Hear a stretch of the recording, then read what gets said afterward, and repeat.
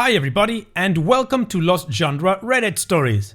In this video, I've got a great story for you from the subreddit Am I the A-hole with an update. Then we move on with a really sweet Today I F'd Up, and finish up with a great malicious compliance. So, if you want to navigate through the different parts of the video, like always, just use the timestamps right below it. And now, let's get started with that first story. This post is from the subreddit Am I the A-hole, and it's by user AITA_throw6. Am I the a-hole for telling my girlfriend that we're done if she doesn't want another kid in the future? Background: I'm 28 with no kids. My girlfriend is 26 and has an 8-year-old son from her previous relationship. She was with the guy since they were kids, but when she got pregnant, he dropped the ball. She had it pretty hard during the early years, and it was a huge struggle for her to balance work, school, and her son. She made it work and is now in law school. Her son's dad made a change about 3 years back when his own father died and has since been helping. We've been together for a year and 2 months, and I really do love her. When we first got together, she did mention that she doesn't see herself having other kids because it was incredibly hard.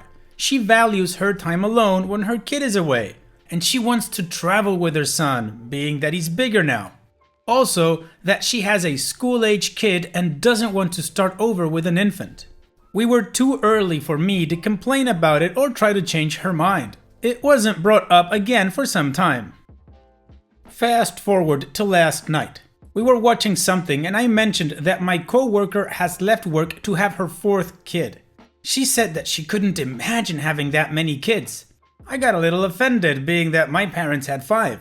She told me that that's what worked for my parents, but it wouldn't work for her. I asked why, and she listed the reasons above, and that 4 kids is just excessive. I tried to reason it down to 3 or even 2. She said she doesn't want any children but her son. The way I see it, the only reason it was so hard was because of her age when she first had him. My logic is that any future children we produce will be secure and she won't be alone or have to struggle. For background, I have 4 siblings, while she has 1 sister who lives in another state. She doesn't understand how important siblings are. I told her if she is unwilling to have even 1 child for me in the future, then we are done. She agreed and said we're done then, and I'm incredibly hurt. This is a hill she's willing to die on. She's super smart, but so hard-headed.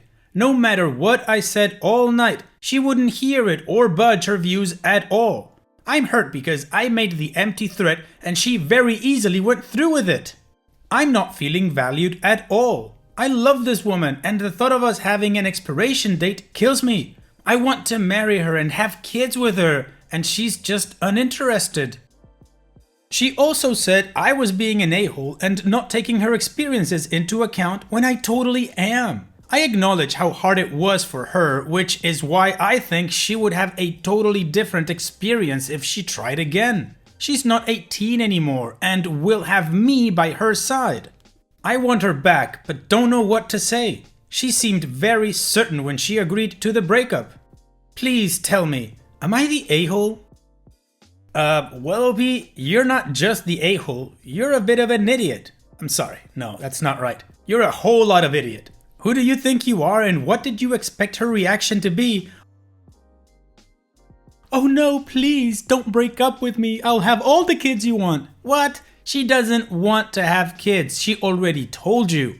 And even now, when you brought it up again and she told you she didn't want to have kids again, you made that ultimatum? Like, honestly, you are an idiot. You got offended for your parents because she has an opinion about people that have a lot of kids? You tried to reason her down to 3 or even 2 kids. What do you mean reason? Was she being unreasonable when she said she didn't want any kids? She is super smart, but so hard-headed, and no matter what you said all night, she wouldn't budge. Unlike you, of course, who sound super open-minded and willing to listen to other people's points of views. Anyway, I think you are the a-hole, OP. But what do you guys think? Let me know your judgment in the comment section, and now let's move on to the community comments to see what they had to say. Deleted says, you are the a-hole. Considering she told you this pretty much from day one, you are also an a-hole for making an empty ultimatum about it and then whining about how she called your bluff. You complain about not feeling valued when you aren't listening to or valuing her input at all. And OP responds, "You're making me sound like a crap bag, but I understand. Now I'm just effing sad. I regret my making a huge deal out of it, but clearly it needed to come up again." Home is my parents' attic says, "Yes, you are the a-hole. Wanting kids and that being non-negotiable is okay, but you knew how she felt at the start and you decided her reasoning wasn't good enough for you. You tried to leverage your relationship against her will, and when it didn't work you got mad. Of course you're the a-hole. I think you should break up, obviously." And OP responds, "I know I was wrong for bluffing the breakup. I just felt backed into a corner. I always assumed she would change her mind eventually, once her kid got older and would want a baby again. I was wrong, and now I feel she wouldn't want me back even if I apologized. She said I should have as many children as I want. Obviously not with her though." Dolbeb says, "You're the a-hole for knowing she didn't want more kids and assuming she would just change her mind. If you hadn't been aware, this would be a no a-hole situation, but the fact that it seems like you thought you'd be able to pressure her into it is a bad look, dude. There's also the fact that you seem to be assuming that the reason her pregnancy was bad or rough was because of her age, rather than asking her if she had health issues, if it was really hard on her. Being pregnant isn't easy, and it's super possible she was in a lot of pain and discomfort the first time around that she isn't interested in going through again." And OP responds, "Geez, I am an effing a-hole. She has a condition. I unfortunately do not remember what it's called, but during her pregnancy she used to have like mini strokes that would make her face and hands go completely numb. I didn't even think about that. Thank you for your judgment. I know she doesn't want me back, but I'm going to profusely apologize anyway. The other commenters said this, and I'm putting value over a baby that isn't real over her life." Well, the community agrees that OP is the a-hole, and apparently from this last comment, OP is listening to what the community is saying. So how about we move on to the update and see what happened after this? Well, it's been about 3 weeks since my post and my breakup, and it took almost that amount of time to let it sink in. What I've really done. I self-wallowed for some time and attempted to guilt trip her and get my siblings to talk to her for me. What a mistake that was. She called and ripped me a new one, worse than you guys did. She told me that she was thrilled we're not together and that I'm manipulative and disgusting. That left me really shocked, and I had to review my behavior over the time we had been together. I think over my life, I always had an idea that with enough perseverance, anyone's mind can be changed. I don't know where I got this from. I guess I thought it was a sign of being a strong person. Like taking what you want from life even when the chances are slim. It sounds stupid because it is. I reread my post just now and cringed the whole way through. Even the language I used showed that she was right and I am manipulative. She's a human being and I didn't treat her with respect. I played with our relationship to get her to change her mind about something very important to her. I deserve what happened. I also have realized that our views on the relationship were a little different. She had never brought up marriage or anything, while it had crossed my mind almost daily because I really was so enamored. So I probably looked insane going on about having 3 children. It sounds so stupid to me now. Among the things she said on the phone, one was that she found my lack of respect for her body and choices appalling. I wasn't asking her to be forgiven, but I wanted to express how much her and her son meant to me. And as most dumped people tend to do, I couldn't even give a crap about what I was bitching about in the first place. I miss going to the park with her and her son. Those days were nice and calm, and I didn't appreciate them. I let some fictional children and my bad habits ruin something good. I have a lot of self-reflecting to do, and while I'm still sad, I don't know that her dumping me was really for the best. Thanks guys for being honest. Well, OP, I'd say take the learning and the growth and move on with your life. You clearly want to be a dad. She doesn't want to have any more kids. That is a deal breaker. So I disagree with you. Her dumping you was the best to happen to both of you. So again, move on, OP. And that's exactly what we're gonna do. And we're gonna move on to the next post. This post is from the subreddit Today I Effed Up. And it's from user QueenAnne89. Today I effed up by ruining my boyfriend's proposal he had been planning for 3 years. So this happened last night, and I still feel so bad that I figured this out. Me, 32 female, and my boyfriend, 31 male, have been together for 3 years as of yesterday. Lately, we have been talking a lot about getting married and starting a family. When we started dating 3 years ago, we both knew that's what each of us eventually wanted. I've been hinting that I'm ready to get married and have been feeling like he's dragging his feet a little bit. He would always be very coy about it and say things like, "Just you wait. I thought this would have happened months ago, and I have just been trying to be patient and trust that he will propose when it's time." Since we started dating, he gives me a card for every holiday, like Valentine's Day, birthdays, etc. He would always write the longest, sweetest cards that were kind of unlike him and always very personal and emotional. He would talk about trips we had taken, and they were seriously the sweetest cards anyone has ever given me. So I saved every one of them because they mean so much to me. I noticed that there would be little doodles and certain letters would look weird or have little marks on them pretty much from the first card, and he blamed it on his crappy handwriting, which I believed. It wasn't overtly obvious, so I just was like, okay, whatever, the card is great. Over the years, every card would be marked up like that, and I just stopped paying attention. Getting his cards was what I looked forward to the most on special occasions, more so than any gifts or flowers. Yesterday, he gave me a beautiful necklace and the sweetest card he's written thus far. There was a lot of talk about us being together forever and how I'm his person and things like that. It actually made me cry from happiness. So later in the night, he goes to play guitar and I decide to reread the card because I am all in my feelings at that point. I then notice a question mark on the back. Then I notice that certain letters in this card are circled. I had a big brain moment and thought this must be some kind of riddle. The letters spell out "Arry me." Without joking, I say, "Of course I'll arry you, babe." And he looked like he'd seen a ghost.